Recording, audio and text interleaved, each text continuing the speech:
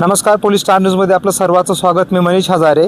जे नवं ते लातूरला हवं या बेसमध्ये जे काही नवीन उद्योगधंदे म्हणा किंवा नवीन जे काही फॅसिलिटी किंवा नवीन जे काही कार्यालय ते लातूरला आणण्याचा प्रयत्न होतो. अशा त्यामध्ये साधारणतः वर्षभरामध्ये लातूर जिल्ह्यातील बुदोडा या गावामध्ये आपल्याकडं मोटर फ्लाईंग म्हणजे जी काही पॅराग्लायडिंग असते, पॅरामोटर ग्लायडिंग हा लातूरमध्ये आपल्याकडे चालू करण्यात आलं होतं. याच्यामध्ये एक अपघात झालेला आहे आणि त्या अपघातामध्ये एक युवती आहेत की त्यांना भरपूर मोठ्या प्रमाणामध्ये जखम झालेली आहे. आज आपल्यासोबत आहेत त्या. आपण नेमकं जाणून घेऊया की हा जो काही कोइन्सिडन्स आहे किंवा हा जो अपघात आहे यांच्यासोबत कशा पद्धतीनं घडला किंवा आणि या अपघातामध्ये त्यांना त्या कंपनीनं काय मदत केली आहे का नाही केली आहे किंवा त्यांच्यासोबत आतापर्यंत काय घटना घडली आपण जाणून घेणार आहोत.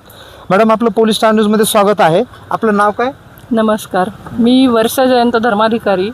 मी इलेक्ट्रिकल इंजिनियर आहे. 400 KV गिरवली उपकेंद्रामध्ये महापारेषण येथे अतिरिक्त कार्यकारी अभियंता आहे. तर मी 4 जानेवारी 2026ला पॅरामोटरिंग करण्यासाठी बुधोड्याला गेले होते. ते Latur flying club LLP limited ती जी कंपनी आहे, हा एक प्रकारचा एक फॅमिली बिझनेस म्हणू शकता तुम्ही. पायलट ऋषिकेश कुलकर्णी, त्यांचे वडील डॉक्टर श्रीकृष्ण कुलकर्णी आणि त्यांची आई मंजुषा कुलकर्णी, या तिघांनी मिळून ते रजिस्ट्रेशन केलेलं आहे कंपनीचं. तर पॅरामोटरिंग म्हणजे काय आहे, तर ते एक open helicopter type sport activity आहे, ॲडव्हेंचर स्पोर्ट्स. तर त्याचे काही नियम असतात, त्या नियमावलीचं त्यांनी फॉलो केलेलं नाही आहे. ह्याला अपघात म्हणता येणार नाही. सामान्य नागरिकांना माहिती नसतात ते नियम काय आहेत ते फ्लाईंगचे. तर पॅरामोटरिंग करत असताना काय झालं, त्यांनी रायडिंग करायलाच नको होती. जेव्हा त्याला व्हिजिबिलिटी इश्यू आहे असं अंदाज जरी आला तरी त्यांनी ती रायडिंग करायला नको होतं आमचं. पण त्यांनी माझ्या मुलाला, 7 वर्षाच्या मुलाला पण रायडिंग केलं.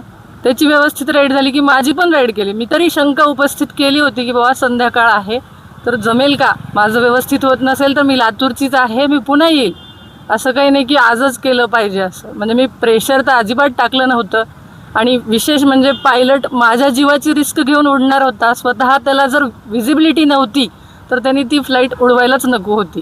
हे पहिलं म्हणजे मला आता मी पडल्यानंतर मी विचार केला या गोष्टीचा. कसं आहे, सामान्य नागरिक एक ॲडव्हेंचर स्पोर्ट म्हणून जाणारच आहेत आता इथून पुढे सुद्धा. त्यांची सगळ्यांची काळजी वाटते म्हणूनच मी आज इथं बोलते. तर काय आहे हा विषय, पॅरामोटरिंग करीत असताना 11 KVच्या लाईव्ह फेज वायरला त्यांनी पॅरामोटर धडकवले. आता लाईव्ह फेज वायर जी 11 KVची लाईन आहे ती लाईन काही नवीन नाही आहे, आज आलेली नाही आहे. अपघात आपण म्हणतो तेव्हा 2 गाड्या एकमेकांच्या समोरून कशा धावतील आपल्याला माहीत नसतं. इथं पॅरामोटर तुम्ही अक्षरशः त्याच्यावर नेऊन आदळताय आणि 35 फुटावरून मी आज जखमी अवस्थेत खाली पडते. मला कसलीही मदत मिळत नाही. इतका केअरलेस हलगर्जीपणा या लातूर फ्लाईंग क्लबने केला आहे की मला त्याचा प्रचंड राग येतोय. हा अपघात म्हणता येणार नाही. हा जो काही प्रसंग माझ्यावर ओढावला, माझ्या डोळ्यासमोरून आज सुद्धा जात नाही. माझी 3 वर्षाची मुलगी आहे, 7 वर्षाचा मुलगा आहे. दोघांनी ही घटना घडताना पाहिले आणि तिथं माझे पती त्यांना सावरत होते, रडत होते माझे लेकरं.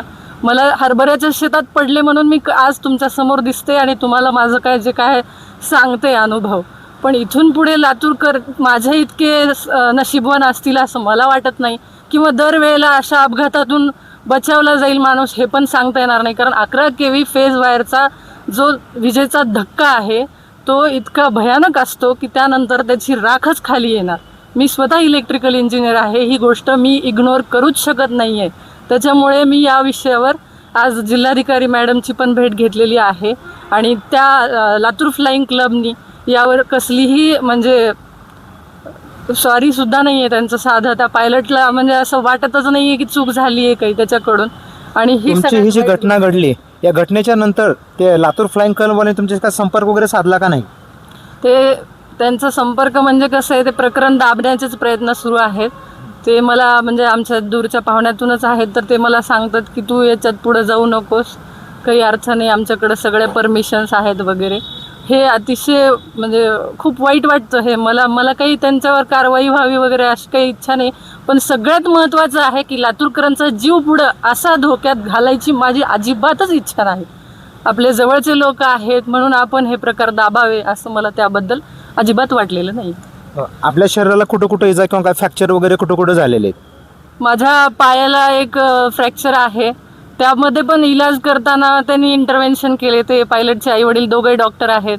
ते प्रॉपर इलाज पण होतोय का नाही अशी मला शंका आली माहिती. कारण माझं जेव्हा झालं काहीच नाही, मुक्का मारे असं ते म्हणले. पुन्हा 5 तारखेला गेलो तर फक्त पायाची सूज होती म्हणून तिथलाच एक्सरे काढला. आता यात कसं आहे, आपल्याला मेडिकलचं बॅकग्राऊंड नाही, पण बरोबर म्हणजे आपल्याला मदत मिळालेली नाही आहे. आणि फक्त पायाचं फ्रॅक्चर मी जपत होते, मला वॉकरनी चालायच्या इन्स्ट्रक्शन होत्या डॉक्टरांच्या. आणि नंतर 8 दिवसानंतर जेव्हा मी तपासणीला गेले, माझा हात दुखतोय म्हणून सांगितलं त्यांना वारंवार, तेव्हा मग त्यांनी हाताचा एक्सरे केला. आणि मग नंतर त्यांनी जवळजवळ 8 ते 10 दिवस नंतर हेच झालेलं आहे प्लास्टर. हे टेम्पररी प्लास्टर आहे, हेअरलाईन फ्रॅक्चर आहे. पण मला एक डावा पाय आणि उजवा हात दोन्ही अडकल्यामुळे माझी हालचाल मुवमेंट पूर्णपणे रिस्ट्रिक्टेड आहे. मला माझे लहान लहान मुलं असल्यामुळे रोज दैनंदिन जीवनात सुद्धा याचा खूप त्रास होतो आहे. म्हणजे एकंदरीत हा जो मोटार फ्लाईंगचा जो व्यवसाय त्यांनी चालू केला होता, याच्यामध्ये पूर्णपणे हलगर्जीपणाने, एकदम निष्काळजीपणाने त्यांनी ती फ्लाईट उडवली आणि त्याच्यामुळे असा अपघात झाला. आणि यामध्ये यांना जी काही मोठ्या प्रमाणामध्ये इजा झालेली आहे, पण एवढं होऊन देखील त्यांच्यामध्ये माणुसकी नसल्याचं आपल्याला इथं पाहायला मिळतं आहे. कारण एवढं होऊन देखील त्यांनी यांना कशा पद्धतीची मदत केली नसल्याचं आपल्याला इथं जाणवतं आहे. मी Manish Hazare, police Star News, Latur.